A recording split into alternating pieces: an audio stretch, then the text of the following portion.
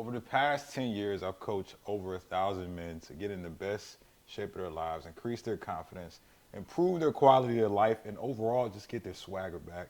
In today's video, I'm gonna give you one of my best kept secrets of how I help them do that through extended fasting. We're gonna go over the do's, the don'ts, the why you should do it, the common misnomers and myths that keep people from doing it, and you know how you can utilize it as a tool to help you get in the best shape of your life as well. If you stick around to the end, I'm gonna load you guys up with a few resources to actually help you get success with your health, with your fitness, and get that long-term lifestyle that you're really after.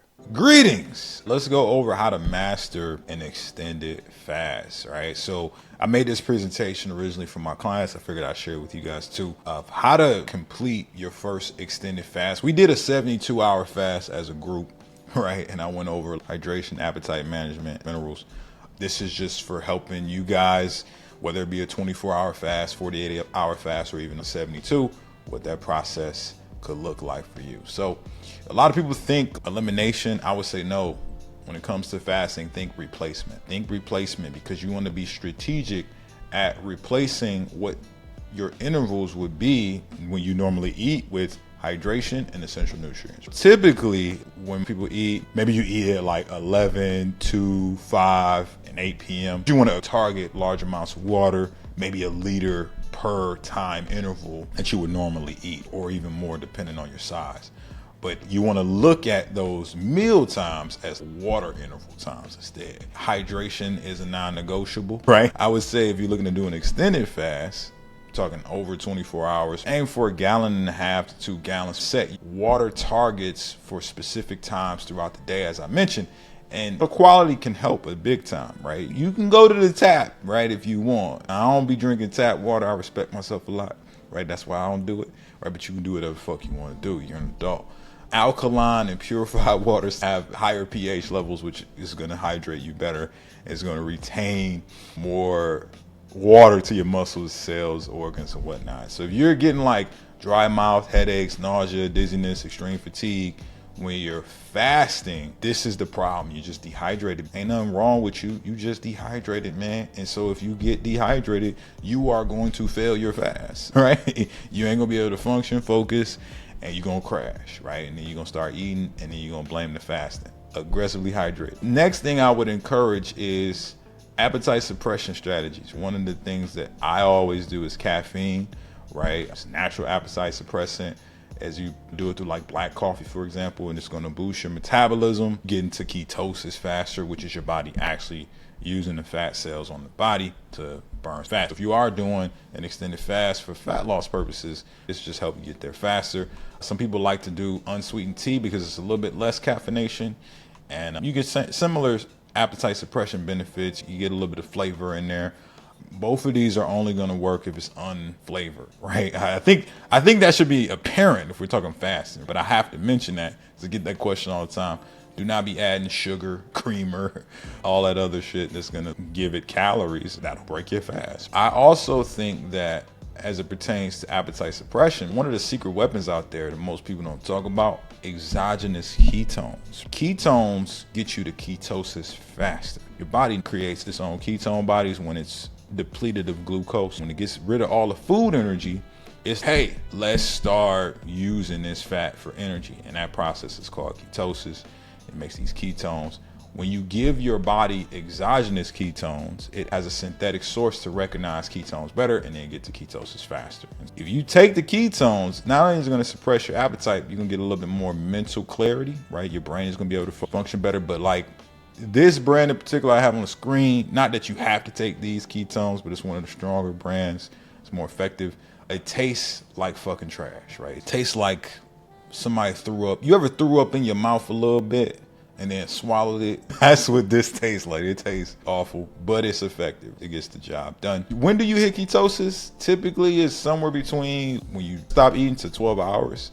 For most people, after the 12th, that's obviously more contingent upon like your activity level, glucose storage, size, metabolism. Between hour 12 and hour 24 is when you hit ketosis. And then after 24 hours is when like you in that deep ketosis where pretty much not hungry, get that mental clarity. You start getting all kind of ideas And that's when it starts to really hit. A lot of people think that you're gonna just perish, like you're gonna die, all your muscles just gonna get ate up by just not eating for a few hours or a few days. I always bring up this story to negate that belief, in that the longest fast in human history was by this guy Angus Barberi. He went 382 days without eating, right? And all he had during that time was water and vitamins. That was it. You have to get your minerals, the multivitamin if you're doing an extended fast. This story is proof that as long as you're taking water and your daily multivitamins, if you big as hell, like Angus, he was big as hell. This motherfucker lost 276 pounds during the time that he was fasting for over a year. He was big as hell. He was fat. He used this to illustrate, to say, you not eating for 3 days is not going to tarnish your internal health, right? If anything, it'll be great for you. I typically say like 72 hours is the limit that I would impose upon most guys if muscle retention is a priority. Don't be fasting more than 72 hours. That's when your body starts eating muscle. My multivitamin recommendation, I like Rainbow Light over here on the left. Obviously, I'm not 50 plus. This is just a picture that popped up when I did the search. But like any food-based one is good, because food-based have superior absorption when it comes to your multivitamin supplementation.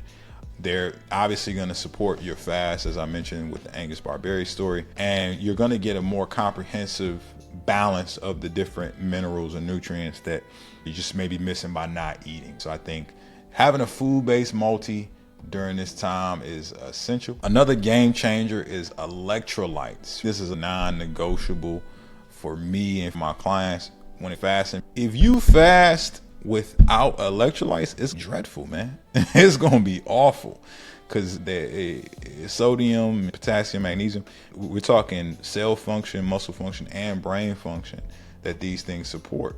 So supplementing with some will help to really alleviate a lot of the problems that I hear a lot of people have when they have longer fasts. When people get depleted of electrolytes, they complain about nausea, dizziness, weakness, brain fog. They think it's, oh man, because I'm fasting this happened, or oh man, because I lowered my calories or my carbs or whatever, this happened. No, what happened is you lost your electrolytes. Your electrolytes, you pissed them out or sweated them out, and now you're depleted and your body's, what's going on? The cleanest way to do it is you just get maybe like a gram of salt, place it on your tongue, and drink, depending on your size, dose your sodium appropriately. 2.5 grams, that's for somebody that's like under 150 pounds. If you 150, 200, or even 200 plus, you need more grams than that. You guys can screenshot this for your own purposes.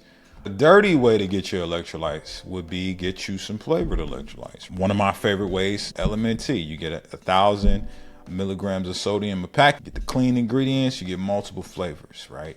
When I'm doing an extended fast, like a 72-hour fast, I'll do 3 to 4 packets a day, because when you are not eating anything, you actually need more sodium than on your typical day. Some people like the liquid, some people like other brands. I don't really care what you do, right? I would just say do something, whether it be the salt or the electrolytes. I say this is the dirty way to get it, because the dirty is referring to insulin. Insulin is a growth hormone that when you secrete insulin, your body's not fasting anymore. It's actually storing nutrients. When you have an artificial sweetener, while there isn't an instant insulin response when you have it, there are some studies that say that, hey, you secrete more insulin later when you actually consume foods that raise your blood glucose levels over 110. So some people are a little weird about artificial sweeteners because they feel like, oh man, it's going to mess with my hormones in a way that is going to lead to some problems later.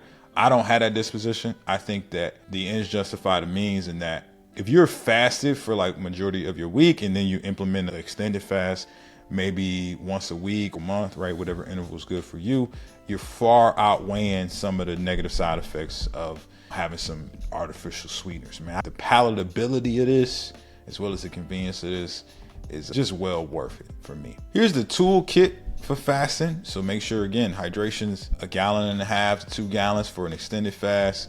Make sure that you are ready with your appetite suppressants like coffee, unsweetened tea, maybe exogenous ketones, daily multivitamins for your essential nutrients, 2 to 4 grams of sodium, either salt or electrolyte packets. Training on fasting days, modify intensity, reduce weight 10 to 20%. If you're doing cardio instead of weights, that could be good, because for fat loss, there's 2 parts to fat loss: lipolysis and oxidation. Lipolysis is converting your fat into fuel. Oxidation is actually burning the fat as fuel. So you're not gonna get the oxidation part unless you move your ass, right? So you got to get up and move. You're gonna be in lipolysis fasting, but you got to get up and burn that fat, right? So that's why I think you should still train. You should still move on those days. Another question I get asked is about energy drinks, like caffeine alternatives. The best is just straight up caffeine, either through a caffeine pill or black coffee. If you want to go the route of Celsius, the Bang Range, things like that, it's got 0 to minimal calories, I would say go for it. They're better than Monster. I've noticed when I've fasted with like energy drinks versus coffee, I notice less cravings with coffee. And I think it might be tied to just the way the body responds to artificial sweeteners and whatnot. Do whatever you want to do. Understand there's the religious side of fasting and the fitness side. I'm talking about the fitness side for body composition, for focus, for muscle preservation, and being able to strategically come out of this fast and maintain as much muscle as you can by stopping at 72 hours, right? Because once you be on 72 hours, more likely that your body's gonna start eating muscle. People who doing religious fast, they don't have that disposition, and they have a different set of rules, and that's fine. You can do a more religious fast where you still eat certain things, or you go beyond your 72 hours. But if you want to be ripped and you want to do the fasting to get ripped, I think 72 hours is enough. All right, so to wrap this in a bow, I say your checklist should be stock up on water, baby, right? If you're going to do a 72-hour fast, just go get 6 gallons of water, 4 to 6 gallons of water. Electrolytes, multivitamins, ketones, caffeine, and plan how you're going to train those days too.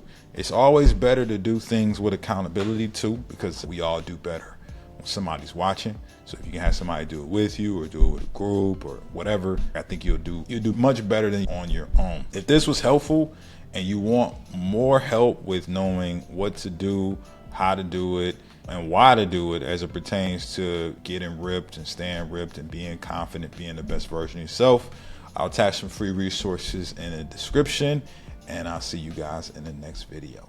Peace.